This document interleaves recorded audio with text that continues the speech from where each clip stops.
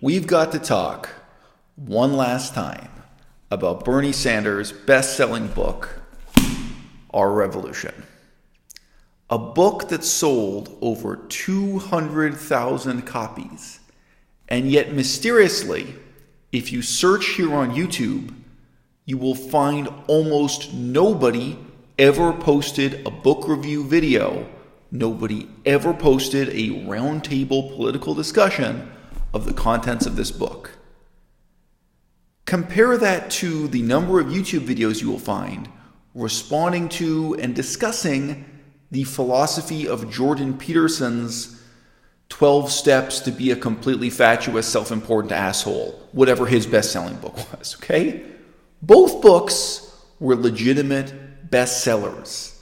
The difference is, this is a book hundreds of thousands of people purchased, but that nobody actually read.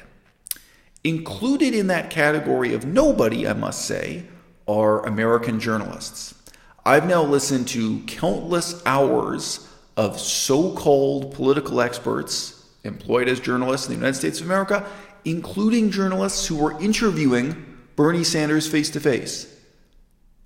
None of those people seem to be aware of what is in this book, and obviously the majority of his election promises and the rationale for them and the plan is set out very clearly in this book. Now, why is this?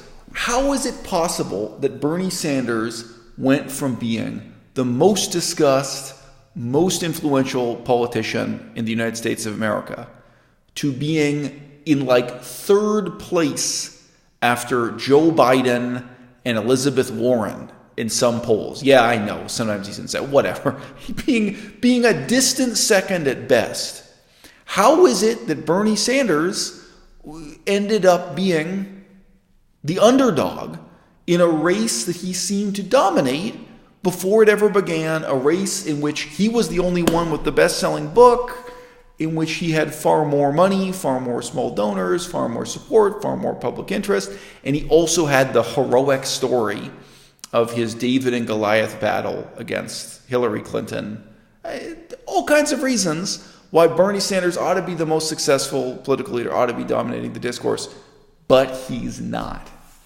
The hypothesis I'm going to put forward in this video is basically that what people respond to in politics are not ideas, but are the potential for real world change. And what Bernie Sanders has presented are a lot of ideas that just do not have that kind of credibility, that people just do not feel there's any threat or any chance of them ever actually happening, even if Bernie Sanders is elected, especially not when he's stacked his own deck with so many nearly impossible to accomplish promises. My girlfriend asked me to talk about the Green New Deal, so I'm going to talk about it in this video. Otherwise, honestly, it wouldn't be one of the issues discussed here. Green New Deal, ecological policy proposed by Bernie Sanders. He himself estimates the cost at $16.3 trillion. $16.3 trillion.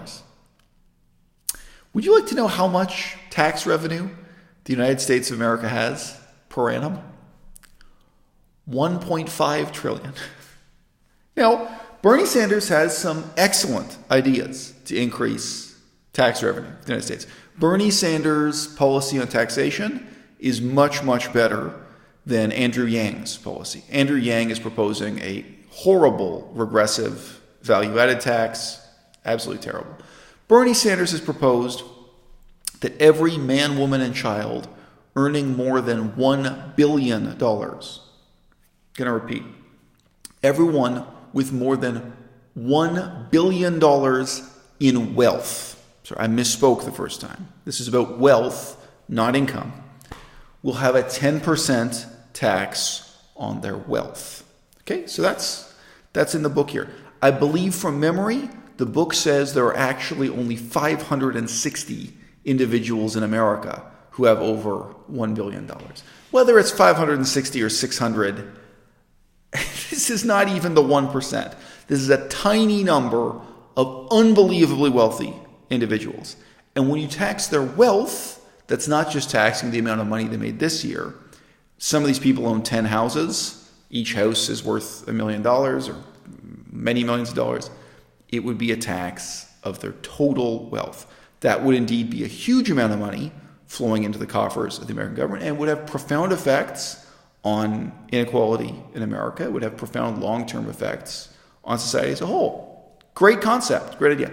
But I don't think the new taxes proposed by Bernie Sanders would increase the revenue from 1.5 trillion to more than 3 trillion.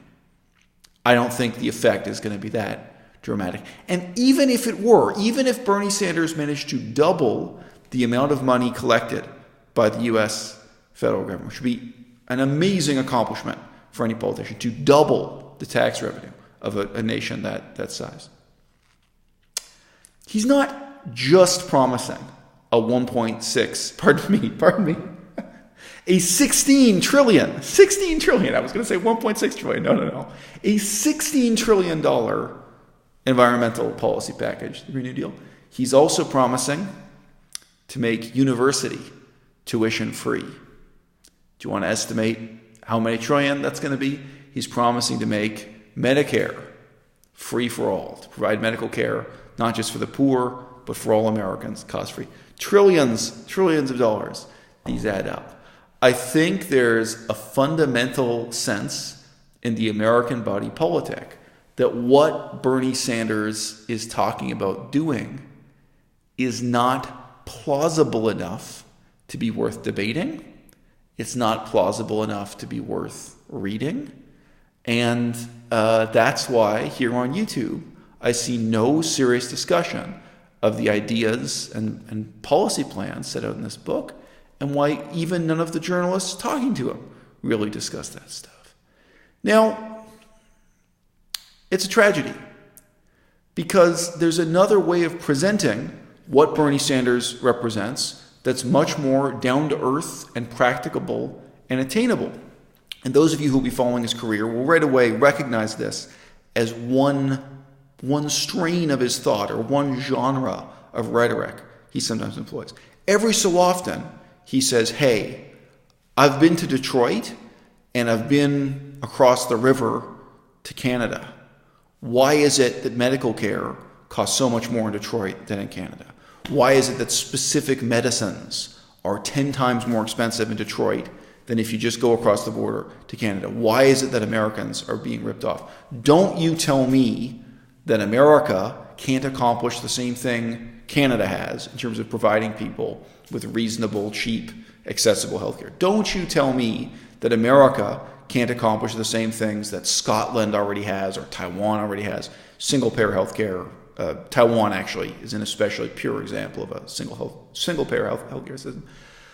There's another face to Bernie Sanders where he frankly and bluntly represents America as being 50 years behind the accomplishments of other countries in Europe and other countries in Asia, and says, of course we can accomplish this. What? Do you think people in Scotland are geniuses? Do you think people in Canada are geniuses? Do you think people in these other countries have some advantages we can't possibly have? And I've said this before, this is very reminiscent of a particular documentary film made by Michael Moore, in which he went around to Italy and Denmark, to these different countries he felt represented accomplishments in public policy that America should aspire to catch up with. So that is one school of thought within the mainstream American left.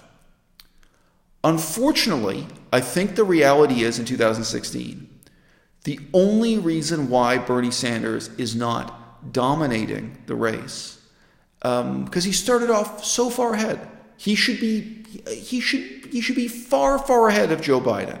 He should be far, far ahead of Elizabeth Warren. I mean, just in terms of fame and name recognition, at the end of the race with Hillary Clinton, people barely knew who Elizabeth Warren was. And to the extent to which they did know who she was just associated with these, claims and counterclaims about whether or not she had Native American ancestry, First Nations ancestry, Indigenous ancestry.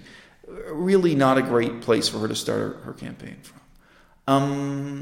Bernie Sanders should be leading the race, and the discussion of his best-selling book and what it would mean for America's future should be at the top of the policy debate platform here on YouTube, on talk radio, and everywhere else. And it isn't, because people fundamentally do not find it plausible.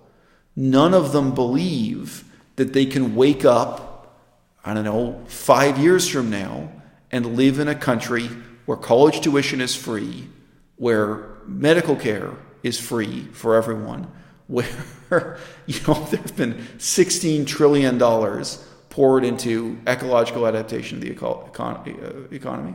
No one believes even that his foreign policy is viable. Okay, we just had an event in the news. You guys may not follow this stuff. The Houthi rebels had a big victory against Saudi Arabia. This is in Yemen. This is the disputed, Yemen, Saudi Arabia subcontinent. Okay? Does anyone really believe that Bernie Sanders is going to cross his arms and allow the Taliban to take over Afghanistan, to let human blood spill? Don't forget, Barack Obama was talking about withdrawing from Iraq entirely.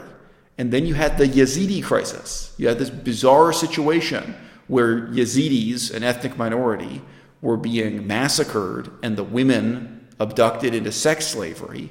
And, there was footage of this and evidence of this, and journalists were interviewing survivors. And all of a sudden, Barack Obama is the most pro-war person. He has to intervene to save the Yazidis. Guess what? There are people who need saving in Afghanistan. There are people who need saving in Iraq and even Saudi Arabia and Yemen. Just do a Google search for who the Houthi are. Do a Google search for what Iran is up to. I know nobody on the left is going to do this. I know that absolutely nobody on the left is willing to look into why Israel is terrified of Iran and what Iran is doing in Lebanon. I know you're not going to do it. I know that everyone left of center in the United States of America just wants to sit there self-righteously and say, oh, Donald Trump is bad and evil and wrong because he's daring to admit to himself, the same way Benjamin Netanyahu does, that Iran really is a threat to the political status quo, not just on that continent, but globally. Okay? Yeah, well, you know what? Donald Trump is stupid, but even a broken watch is right twice a day. Okay? No one can really believe that Bernie Sanders will actually end U.S. military hegemony and then sit back with his arms crossed and watch the consequences unfold. Not even for Afghanistan, which is maybe the place on earth Americans now care the least about, even though they are themselves the most morally responsible for the outcomes of whatever happens next in that war-torn country, the war you brought to them, the democratic system you created, the hopes of the future, the education system, the universities, American taxpayers' dollars built. To abandon all that, to let Afghanistan revert to being the world's #1 terrorist training crossroads, the world's #1 opium-producing, opium-exporting, theocratic despotism where women don't have the right to go to school. Nobody believes the promises Bernie Sanders is making in domestic policy or in foreign policy. And the tragedy is, despite all these things, Bernie Sanders probably is the best bet any of you have for a better future. He's better than Donald Trump. He's better than Elizabeth Warren. And Joe Biden? You've got to be joking.